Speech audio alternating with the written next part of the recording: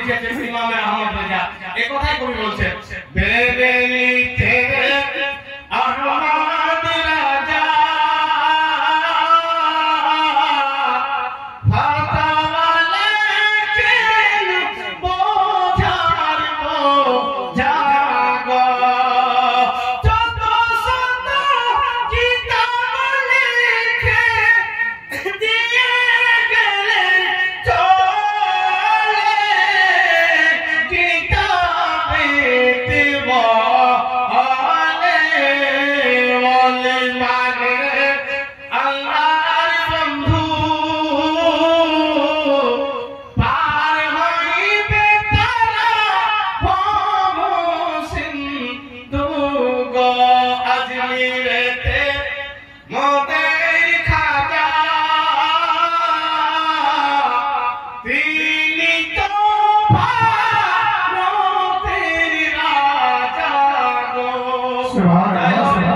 আপনাদের সামনে আমাদের সুন্নিদের ছেলেদের যিনি শুধু কথা কোরআন হাদিস ছাড়া বাইরে বলেন না, ইনশাআল্লাহ আপনারা শুনেছেন জানেন, আজকে সেই মতই হবে।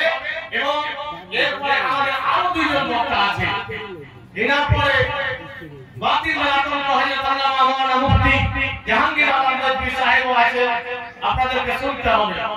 আর আজকে পরে শোনার পরে যে মাজারে মেয়ে ছেলেদের ব্যাপারে বলা হলো, এটা কিন্তু মানতে হবে। আমার বাপ দাদারাও নামাজ পড়ে রোজা করে, যখন মাজারের ব্যাপার আসে তাহলে পানি পেনি ছাড়া মানতে হয়।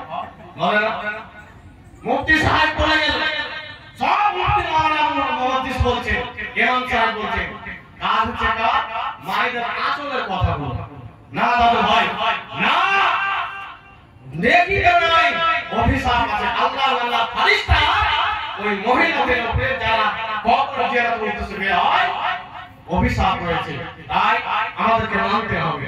আপনাদেরকে মানার জন্য এই মুফতি সাহেবকে নিয়ে এসেছি। যাই হোক সবাই মিলে জোরে সোরে, এখানে আমরা সবাই কমের মুসলমান, কেউ সিপিএম টিএমসি কংগ্রেস বিজেপি নাই, সবাই আমরা সকলে মিলে জোরে জোরে নারে তাকবীর, নারে তাকবীর।